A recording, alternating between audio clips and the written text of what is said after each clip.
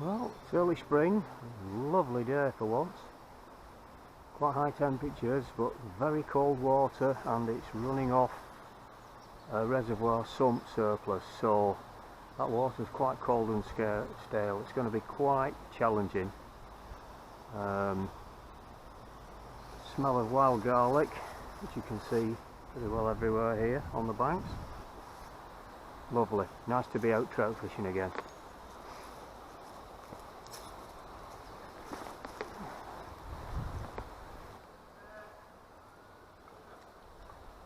Looks like we've got a bit of company. As long as they stay up there, that shouldn't be too much of a problem. Right, so I'm fishing two nymphs, given heavy water. They're quite big ones. That's like a size 10 bad hair day.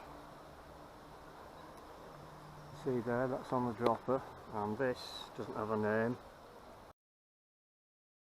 It's just a sort of outrageous, I don't know whether you call it a nymph or a lure really. It's a completely fancy fly on a check nymph hook.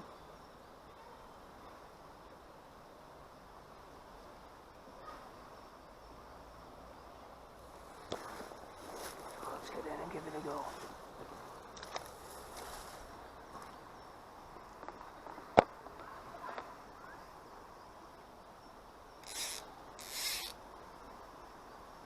Casting upstream, and the nymphs come back towards me.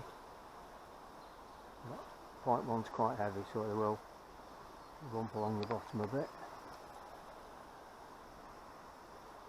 The water's very cold, so I'm not expecting the fish to be very high up in the water. Just keeping in touch, watching for that line jolting forward.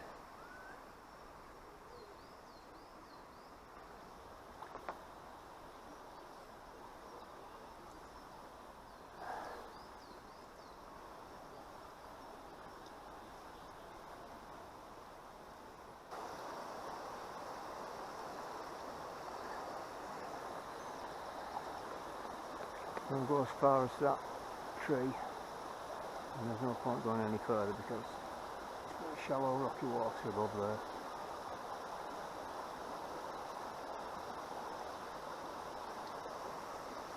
And there we go. Eyes off. Just followed the fly in, only a tiny little fish anyway. Just a little tiny trout hooked and lost there, and another little abortive pull. Early in the season to expect too much at the moment, but you know, warmer weather should improve things.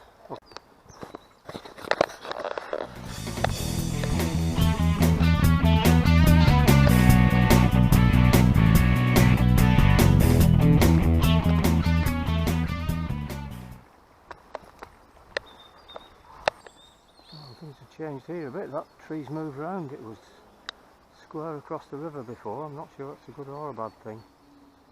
I suppose it's making a bit of a scour just behind it.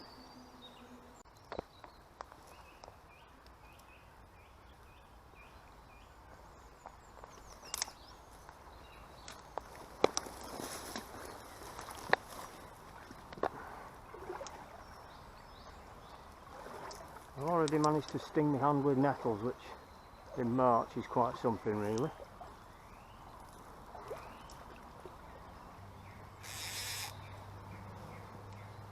This stretch is full of small trout. One or two better sized ones, but basically it's like 5-6 inch long little warriors. It's not at its best normally until May, late May and early June. It's just about the peak. You can have a really good couple of hours. There we go. Not a big one, but nice. Good fighters, very good fighters they are. There we are. Little tiny Lancashire trout. There we go.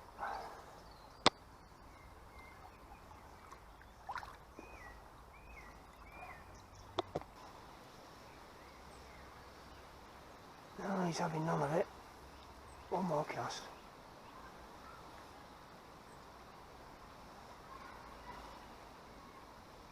No. So I'm going to carry on up. I'm expecting the fish to be in the deeper section of the river, which is halfway across and towards the far bank, so I'm just going to search that with my nymphs, watching the end of the line all the time for that sort of jut forward.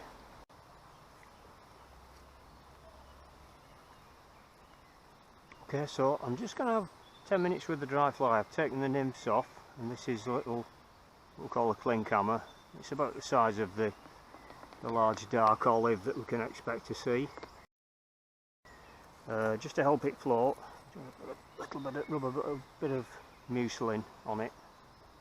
You can get all sorts of dry fly treatments. You can get powder that you dip it in, you can get little sprays. I quite like this stuff. It's also handy for just putting a bit on the end of your line too, to keep the end of a sort of tired fly line that's been working for a few years and the coating's wearing off. It'll just keep that on the surface too. Notice the end of my fly line, I've got that little bit of a pink stripe on it, which helps me when I'm nymphing. It helps me to identify a take. It's easier to see the fly line darting forward as the fish takes the nymph. Okay, so let's give this little lie a go. I've seen that fish come up a couple of times with the rock. Very careful approach. Keep well down. And there he is again. It's not a big fish, but it'd be nice to get something on the dry fly if we can tempt him. And there he is. That's not bad. I should have covered him, but he's not come up. Try again. I think I need to be a little bit further over. Did it drift past? You never know.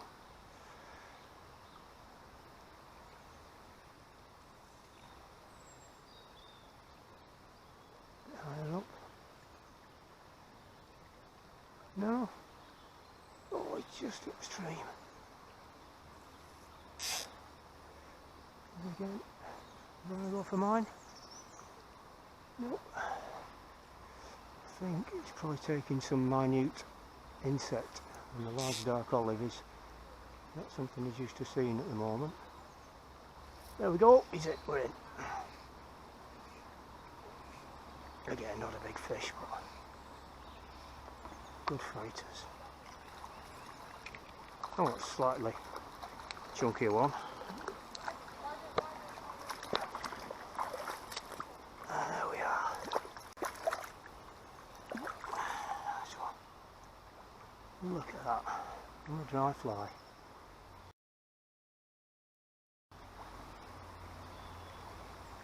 Lovely little brown trout.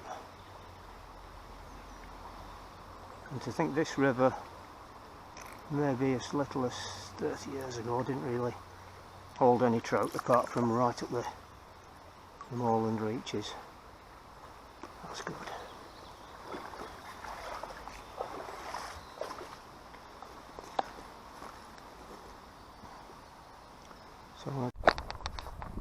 So that's the end of part one.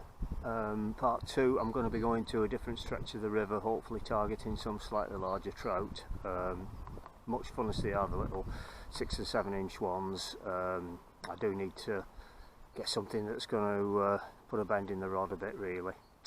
Okay, it's difficult, it's cold, much colder than normal April. We're into the first week, well into the first week of April now, and we seem to be 6-7 degrees daytime temperatures, the odd warmer afternoon, but it's not really good for trout fly fishing. Anyway, plenty of excuses there. Might just be my ineptitude, but conditions aren't really helping. Okay, so I'll see you again soon. Coming up in part two, we're going to bring in a little bit of fly fishing instruction for anybody who's new to the sport. Okay, so see you next time.